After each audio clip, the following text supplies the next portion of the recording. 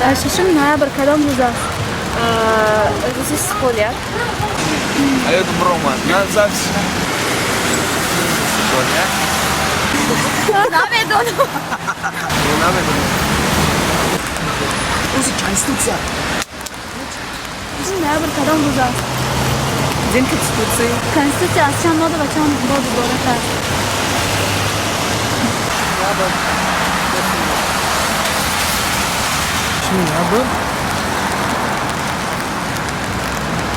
کنستیتوسیا از چند ماده و چند باب عبارت است؟ مدت نمیدونم.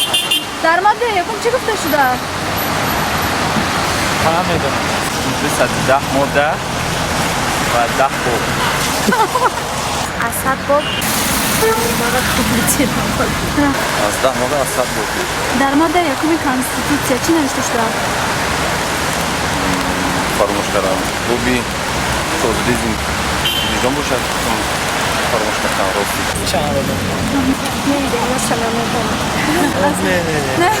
ما سروسیمش. در ماده یکم چی نوشته شده است؟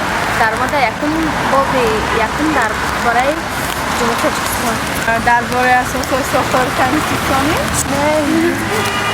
وقت ندارم. 10 باب است. در ماده یکم چی نوشته شده است؟ کنستیتوسیا چند ساله شد؟ چند ساله؟ سال شد چه نیما؟